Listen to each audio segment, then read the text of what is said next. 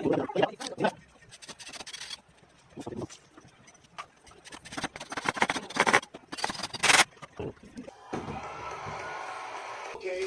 Mark.